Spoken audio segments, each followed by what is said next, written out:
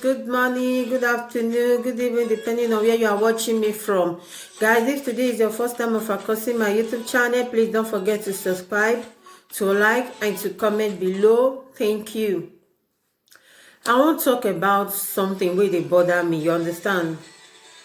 You know, most of us, we come out from Nigeria, come Europe here, come say we want also for ourselves and our family. And most of all, now our family want also for so that they go dey okay. You know, most of us for Nigeria, we come here just for us to take our family come out for suffer, you know. Then at the point when you don't reach here, you begin to also, you begin to do one or two things. You dey pack the money, go Nigeria, go dey settle up your family, they make them dey okay, then you go make them feel better. While you wait dey here, you go dey unkept, you know go gree do something for yourself. You fit do, you go dey wear one trouser, one shirt, one trouser, one shirt every time just for you to please your family. And at the end of it, when you go please them to give them one or two things, they go still tell you say wetin you do, you not do anything. You understand? So I dey talk out of experience because I know wetin I don pass through from my family hand. You understand? When you go dey do for them, they go tell you say they get some points, get the time wey be say you go reach, they go tell you say you not do anything for them. That you not do anything at all. Wetin you don't do? Not be your mates they build mansion, they give their people, not be your mate they do this one. Then forget say where you for the also the money they bring come, e no easy. You know, people for Nigeria, they feel say maybe we would dey Europe, we get place where they pluck money from, where they get the money, they get them sharp. Why many people for Nigeria out there, they're even better pass us who dey Europe here. They make them pass us. They get things pass us. You understand? Just because of they don't hear say you dey Europe, Oyibo, you just beat Oyibo collect money, or you just find one way or the other, collect the money, send and come house. People for Nigeria, when we come here, come the hustle. It's not easy.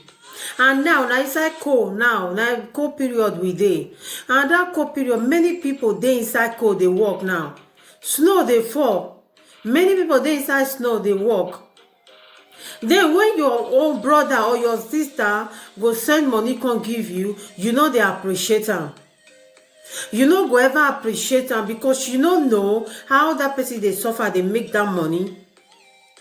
Some people they come out for house 3 o'clock, 4 o'clock early in the morning. You still dey bed for Nigeria there, they sleep.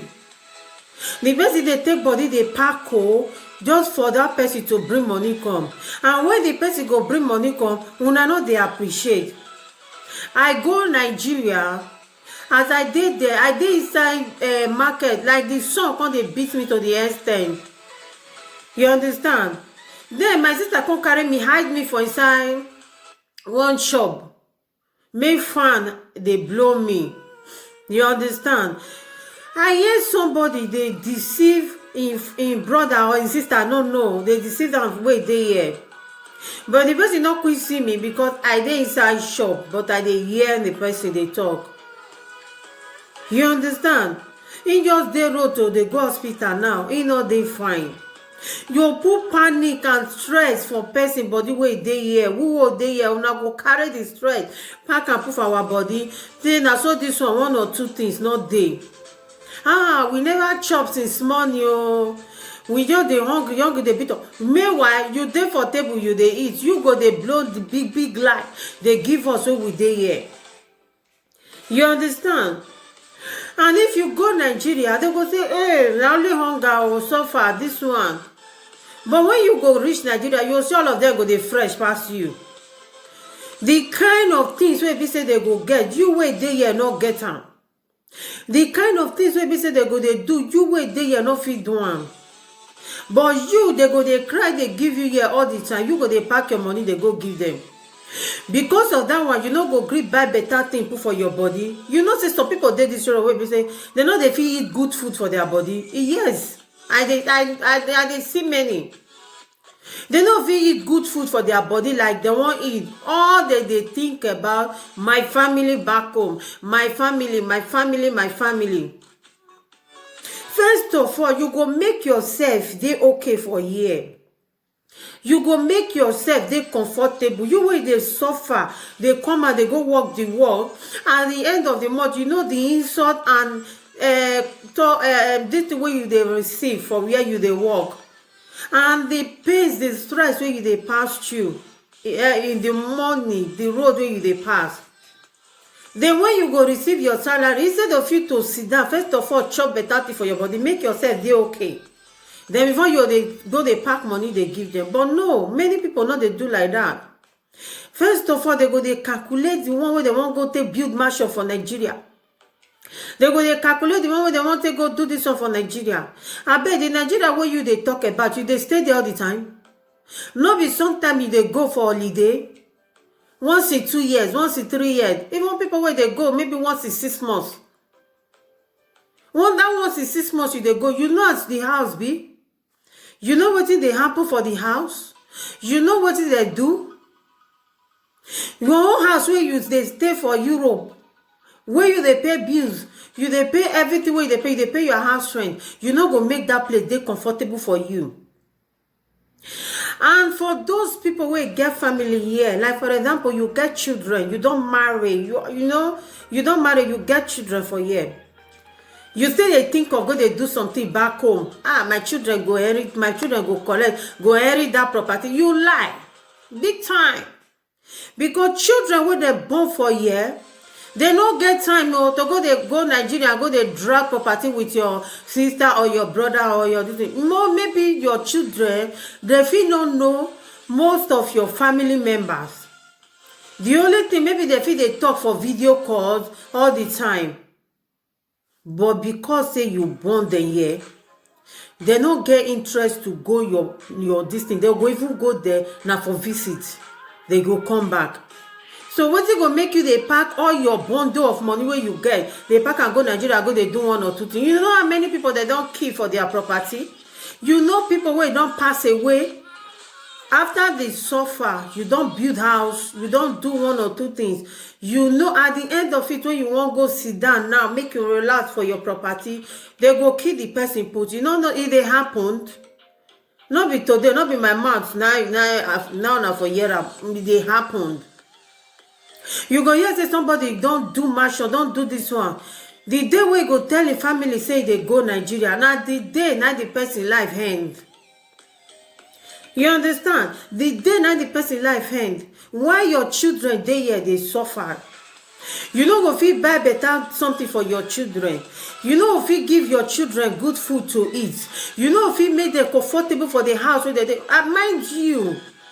If you did this Europe and you don't born children, and then they here with your husband or your wife, then they here with you, make those family of yours, your children, your wife, make them they okay. Your husband, make them they okay. Before you go, they think of people back home.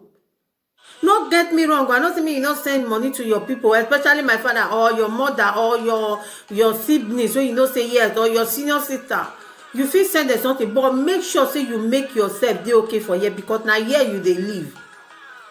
Now here be your life, this thing. As long as you don't get document for this country, you get resident, you get everything for this country, and you get house where you dey stay, and your children dey with you.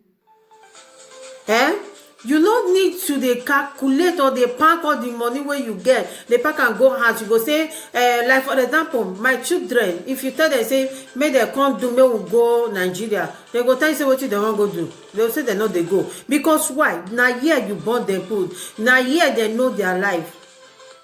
Especially sometimes, if I dey watch film, they see some kind background for Nigeria. They go, they ask me whether na Nigeria be that.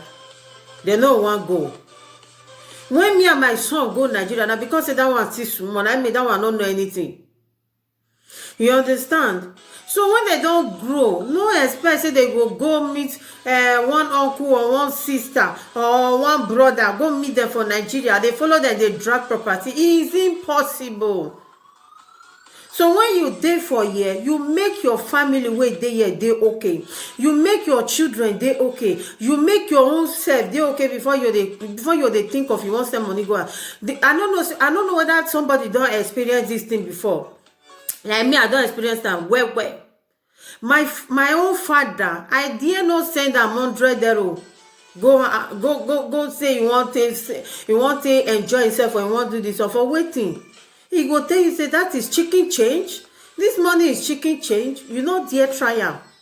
If you want send money go give my father, you go balance well, sit down, send am better money before he go appreciate you. He forget say the road to make money for here e no easy. He no wan know that Nigerian people, they no wan know whether you get, you no get. Once they ask you, and moreover, you don't call them, you just say, I make I might call them, ask them day. Now there you kill yourself, pata. There they go come, they tell you all their problem. They never eat since morning, they never eat since this one, they never eat since day before yesterday. By that time, they tell you all their life history they give you. Now you put yourself a problem. I don't know whether you don't experience this thing. Say, for example, as you do for your family reach, you do everything for them. At the end of it, maybe one of your junior brother will be say you live for house where they wear pint. Maybe when I just get little misunderstanding, you go tell you say go sit down. What you don't do? Not be your mate they do this one. Not be your mate they do that one. Go sit down. You know the insult go come there. You go come sit down, balance yourself well, sit down, balance. It not be this one, not be saying that this thing. Now what I don't pass you, now they talk so. Now what I don't see, now they talk. This one not be say you go sit down, balance and check and balance and well, carry your hand put for check. You say, now my junior brother way busy I live for her before I come on. Now they cost me, now they talk to me like this. You don't get nothing to do. You don't go fit do anything. So the best way, you just ignore them sometime, concentrate on yourself, eat good food. You will go company, go work, come back. To eat good food go be your problem. The only thing you they think of na family. How you want to go build 4 flat? How you want to go build duplex for Nigeria? I beg you, let your family, your children, your husband, or if you be man, if you get wife, your children, let your children, your wife, they okay for year before you they think of your people for Nigeria. After you don't do where you they stay, because now here you they stay mostly past Nigeria. Nigeria, you just they go there for holiday. You don't see anybody where go Nigeria. Sometimes some people go say they go Nigeria, they go still run come back, and then the truth. They go run, come back. After that, you don't see people where say they go Nigeria, go stay. Pata if you two stay 1 year, they don't run, come back again to Europe. Many of us, they go there as holiday. You go Nigeria, you don't stay 2 weeks. 2 weeks, you don't they like to run, come back. Maybe you can continue life for a year. Okay, now Nigeria where security, not the way nothing there. Things get as it be. Now you won't carry your children, go stay. I beg people, I just they call this media, I just come out to use this media to talk to us. No quit try to they make sure say our own self, our family, they okay for here. Your children, your husband or your wife or your children, they okay for here before you they pack money, go they give them for Nigeria. You understand? That is just it. Now what I want even talk be that one. Thank you guys. Thank you for watching. Bye.